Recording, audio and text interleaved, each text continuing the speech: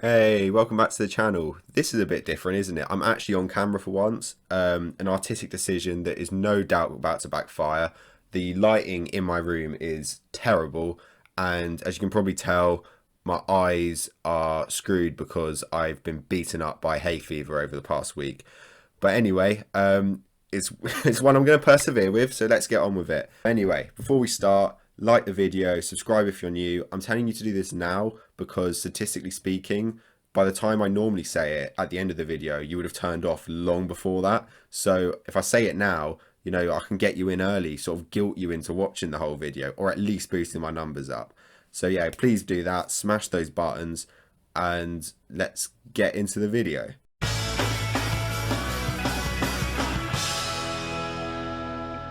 Right, so cast your minds back to one of the first videos on this channel, a video entitled Exploring the Landfill, a defense of indie music, where I took apart an article by Vice which essentially described the soundtrack of my teens as nothing more than music for people who watched Green Street once and fancy to go out their league. Vice haven't responded, clearly rattled by the content nuke I dropped on them, meaning that we're now free to sit and enjoy our crappy guitar music in peace and not feel judged by some dickhead dressed head to toe in Carhartt sitting on a beanbag somewhere. Which is why I've decided to launch the Landfill Album Club. I say launch like it's a business. It's literally just going to be me sitting talking into a camera or microphone about random albums I like. What this series will be is me taking a preferably indie album, but I'm very low on video ideas, so it may expand more than that, from the noughties to early 2010, going through it track by track and essentially deciding, is this a Landbrill track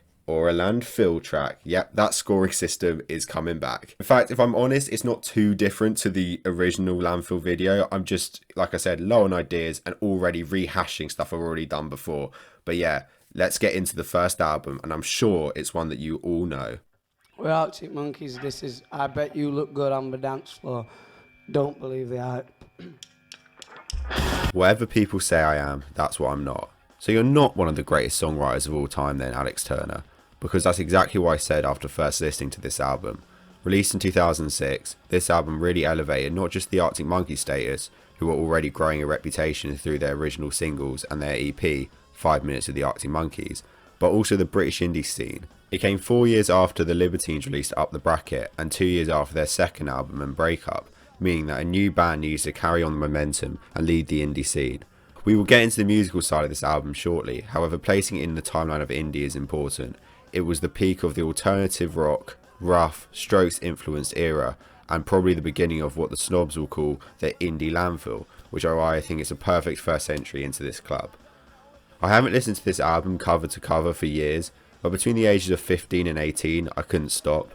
All I'd heard from the Arctic Monkeys before I listened to this album was Do I Want to Know, which is a song I can't stand. So I was taken by surprise and completely blown away by how exciting, clever, relatable and British this album was.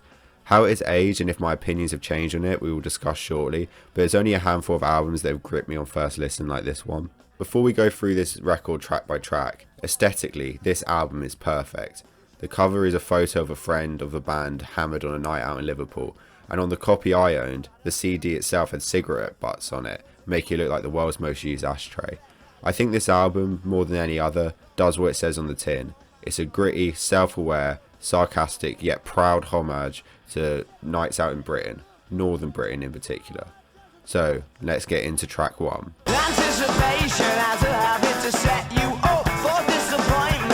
What an opener this is. Alex Turner is a very good songwriter, and while lyrically this is amongst his most basic work, placing it first really makes the words mean more.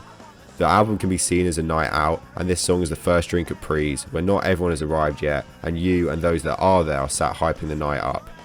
The lyrics give it a heads up to some of the themes of the album. The girls in bunny ears and devil horns, and the verse and chapter in her inbox tells us that the protagonist of the album is going to have a frustrating stroke tragic time when it comes to pulling.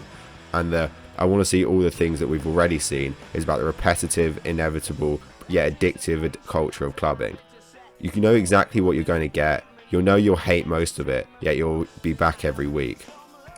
Overall, I think if this isn't the opener, I'd feel very differently about it, but its place at the start of the album really adds to it and makes it a really, really great song. I bet that you look good on the dance floor. I don't know if What more is there to be said about this one? For most people, this is their finest moment, and I totally see why. What I love about this song is that lyrically, it is that of a daydream of a teenage boy about a girl he fancies at school or his work. He likes her, he's unsure if she likes him, and he's imagining meeting her on a night out. As discussed in my Indie Landfill video, a key trope of indie songs is the protagonist's simpy, autistic view on love and relationships. They know what they want, but they can't wrap their head around why they want it or even why they can't have it. But this is normally accompanied by something lower tempo or even acoustic.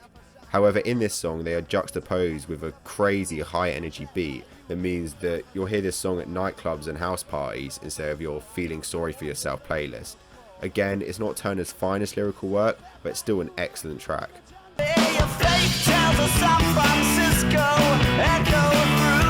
For me, this is easily one of the best songs this band has done, maybe because it plays into my own personal hatred of wannabe edgy indie bands, and the bitter sarcasm mirrors my own when I see someone trying to fulfill their dreams. But aside from that, it is still a great song. Lyrically, it is the strongest track so far, with a nice double meaning with in the toilets practicing their lines, and the brutal, confrontational, drag down to earth with you're not from New York City, you're from Rotherham is one of my favourites of all time. It's a real fuck you to pretenders and fakes, and it feels very punk and rock and roll, and it sets the tone of Alex Turner somewhat resenting or having a bit of a chip on his shoulder about some of the people he grew up with in Sheffield. Get on your dancing shoes. There's one thing on your mind. I'm not sure about this one if I'm honest. The opening line is brilliant, it sucks you right in. However, I feel like it's an energy dip it never really gets itself out of. The punch behind the song is a bit like the audience retention on my videos. I also don't really like the chorus. The rhetorical questions are hand-fisted and don't flow. I'm not someone who needs a catchy, smooth chorus to enjoy a song. However, I feel if you're not going to have one, you have to make up for it with really strong lyrics, and they just don't do that. However, I do like the theme of the song. The idea of going out clubbing solely with the intention of pulling, only to bottle it at the first opportunity, is something which hits horribly close to home. So that, with the intro, make it a good song, but I would say it is the weakest track on this album so far.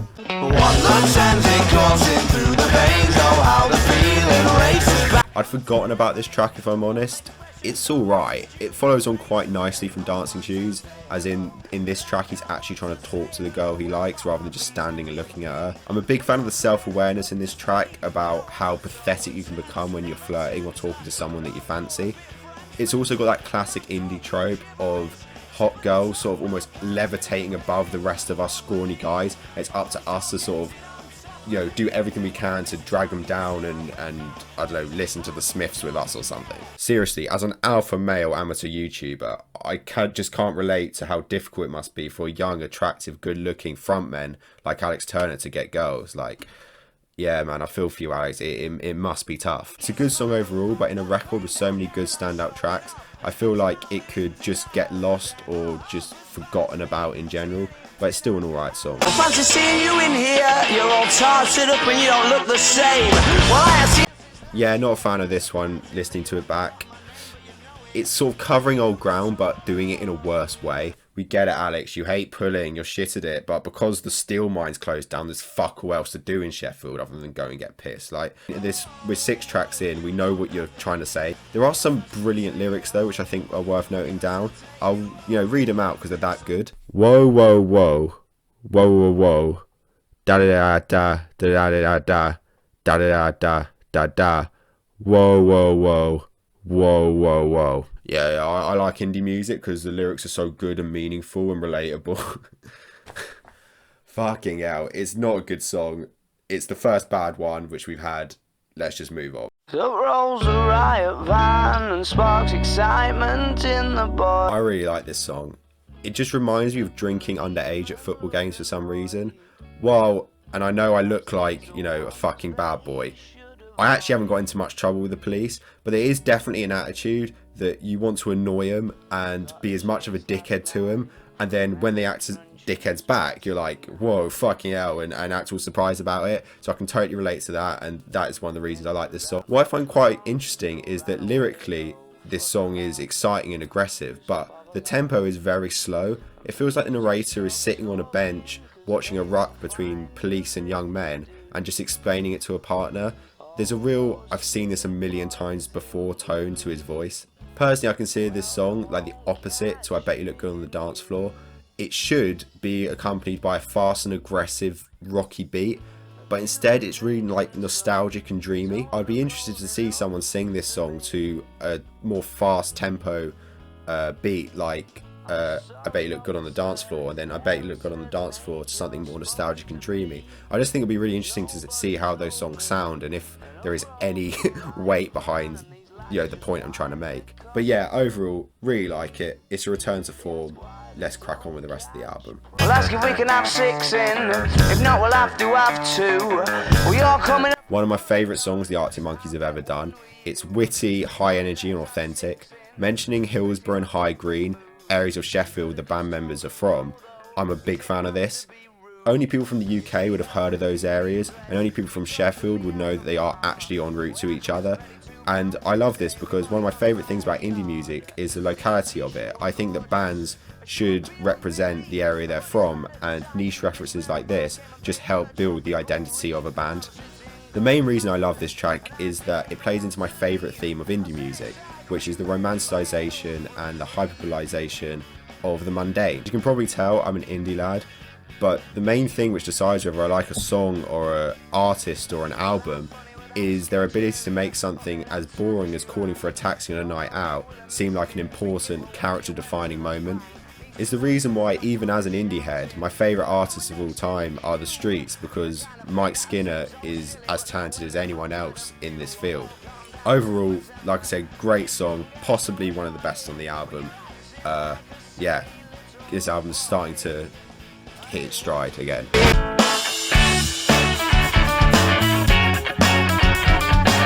Marty Bum, just a classic. I actually cover this song in my Indie Landfill video, so won't take too much time on it. But yeah, the protagonist now has a girlfriend, however he has pissed her off somehow, showing that he's still struggling with the opposite sex. It's a really catchy tune, and it's about 2 characters, a pissed off girlfriend and a quite laddie but useless boyfriend that almost anyone can relate to. It's a solid song, it's a classic. Go watch my other video if you want my thoughts on it. 'Cause all you people are vampires. I know your story. Probably my least favourite track on the album for a number of reasons. First and foremost, it's a difficult listen. Even though it's placed after less rocky and high energy songs, there's only so much electric guitar and bass and drums and snarly voice you can take before you just get bored.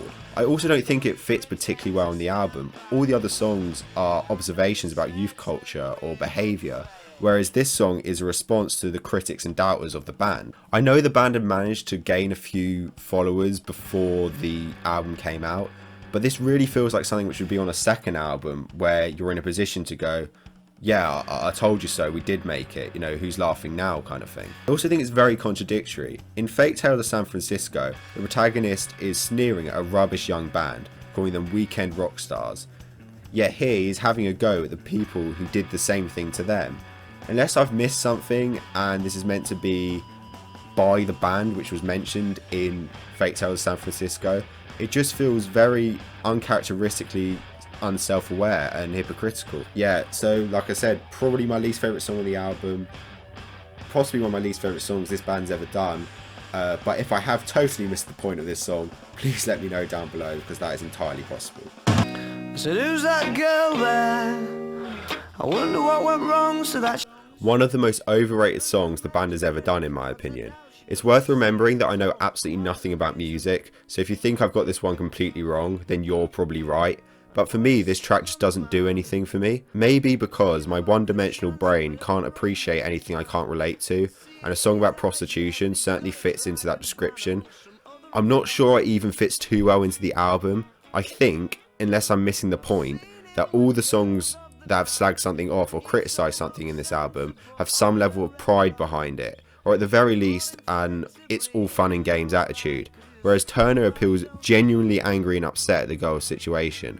Maybe the album needed this to hammer home some of the harsh realities and bigger issues of local towns, but yeah, for whatever reason it did not work for me. It's also a long way off his best lyrical work. The line, "You can see it in his eyes he's got a driving ban," has always amused me, because I literally cannot imagine what those eyes would look like. I know eyes are the window to the soul and everything, but whose soul is doing 50 in a 20-mile-an-hour road? Probably missed another clever double meaning here, but I guess that's for you guys to roast me about in the comment section. But yeah, I'm sorry, this song just doesn't do it for me.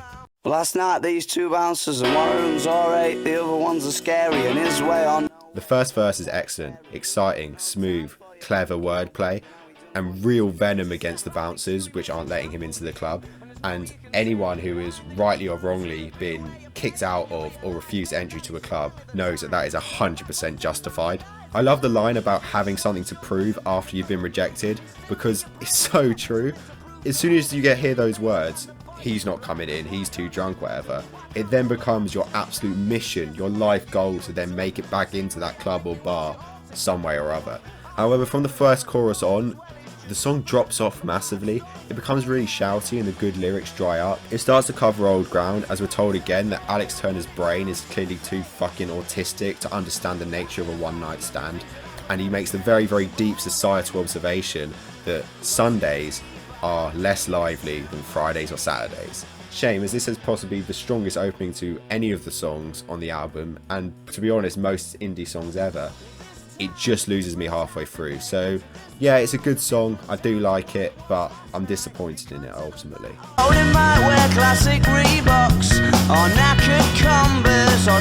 What a fantastic closing track. Easily one of my favourite Arctic Monkeys songs.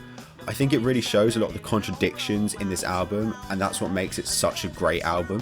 Turner clearly distinguished himself, the band, and us, Arctic Monkeys fans, from the people we're surrounded with, the classic Reebok wearers, the dickheads, the boys in bands, etc, etc, by saying that things are different here to over there, but at the same time establishing that we came from there, we have friends from there, we recognise and participate in nearly everything mentioned in the album, and we would definitely feel somewhat attacked if an outsider was saying this stuff and making these observations about our hometown. I do think indie fans see themselves as outsiders, or at the very least more edgy than their peers, but I think this comes more from their own disappointment and in their inability to escape or define themselves in their own right, than it comes from like a resentment or dislike of other people doing the same old things and following all the same trends. It's this weird paradox where we came from made us who we are, but who we are is very different to where we came from. Fuck me, that sounded like something from that Bros documentary, but do you get what I'm coming at here? Am I making a good point, or am I just David Brent? Please let me know in the comments. But yeah, general point I'm trying to make is Certain Romance, great song, great finish to the album, really finished on a high. And that concludes the first ever Landfill Album Club. What did you guys think? Did you enjoy it? What album should I do next? How should I improve it, etc, etc? Please comment down below. I'm trying to upload more regularly. I have got a couple videos lined up, and when I say that, I've got ideas, I've not put any prep into them, but at the same time I'm very lazy, so this could easily be the last video I ever make. Well done for making it to the end. You're part of a select few. Like and subscribe if you haven't already, and I'll see you when I next have something to make a video about.